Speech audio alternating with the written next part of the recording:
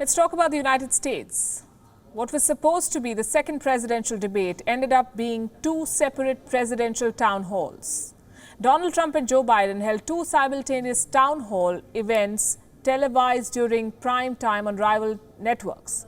Voters and viewers had to flip back and forth between the two channels. Those who did not can just watch this report, the highlights from both the town halls. The NBC News Network put President Trump in the hot seat for a hard grilling session.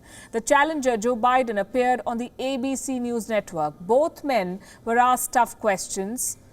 They were repeatedly pressed to clarify on their positions on contentious issues. Their COVID-19 status, the Supreme Court nomination, the mask mandate, white supremacy, future of foreign policy, Trump's tax scandal, allegations against Joe Biden of a planned ban on fracking. All of this was covered and more. Let's take this one at a time, starting with the health. Both men were questioned on when they last took a COVID-19 test. Joe Biden said he took one right before the town hall. Donald Trump almost evaded the question. He said he tests quite a bit. By the way, before I came up here, I took another test. I've been taking every day, the deep test, you know, the one that go in both. And because I wanted to be able, if I had not passed that test, I didn't want to come here and not, you know, expose anybody. I guess confusion about this, and I think we can clear it up. Yeah, and there shouldn't be. Your first positive test was Thursday, October 1st, okay?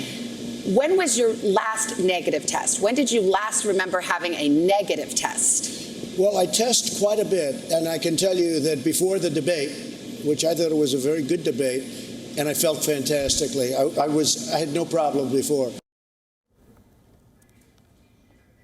Then they talked about masks. How important was a mask in preventing COVID-19? Joe Biden said he always carries a mask, even though the president makes fun of him.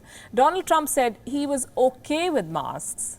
He then cited a report that apparently revealed that 85% of people who wear masks catch the virus. Which report is this? The U.S. president did not mention. And something happened, but as far as the mask is concerned, I'm good with masks. I'm okay with masks. I tell people wear masks. But just the other day, they came out with a statement that 85% of the people that wear masks catch it. Well, so, you know, this is a very I know tricky, that study. well, that's what I heard, and that's what I saw. And when a president doesn't wear a mask or makes fun of folks like me when I was wearing a mask for a long time, then, you know, people say, well, it mustn't be that important. But when a president says, I think this is very important, for example, I walked in here with this mask, but I have one of the N95 masks underneath it. I left it in my dressing room, the room I was in before I got here. And so I think it matters what we say. Then we come to the issue of racism and white supremacy, another hot topic this election. Joe Biden was questioned on his controversial record on racism. Donald Trump was asked if he supported white supremacists. Joe Biden admitted to have supported a crime bill that targeted black Americans. Trump said he has denounced white supremacy for years.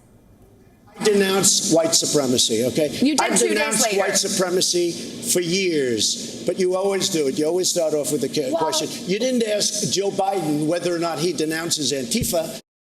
Well, first of all, things have changed drastically. That crime bill went and voted.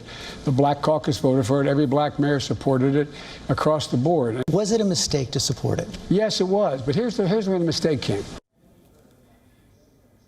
Finally, how could the U.S. president's town hall not feature a face-off with the one questioning him? The crackling tension between the NBC anchor and Donald Trump became the highlight of this event. The anchor, Savannah Guthrie, kept interjecting to fact-check Trump's answers and pressed him for more clarifications. Trump oscillated between playing the victim and the aggressor. I'll leave you with this contentious back and forth that is now going viral. Just this week, you retweeted to your 87 million followers a conspiracy theory that Joe Biden orchestrated to have SEAL Team 6, the Navy SEAL Team 6, killed to cover up the fake death of bin Laden. Now, why would you send a lie like that to your followers? You retweeted That was a retweet. That was an opinion of somebody, and that was a retweet. I'll put it out there. People can decide for themselves. I don't take a position. You're not like someone's crazy uncle who can just retweet whatever. That was a retweet. And I do a lot of retweets. And frankly, because the media is so fake and so corrupt, If I didn't have social media, I don't call it Twitter, I call it social media, I wouldn't be able to get the word out. And the word is false. And you know what the Thank you for watching Gravitas on WION's YouTube channel. If you want to stay up to date with what's happening around the world, then subscribe to our channel and don't forget to like and share. Thank you very much for watching WION. The World is One.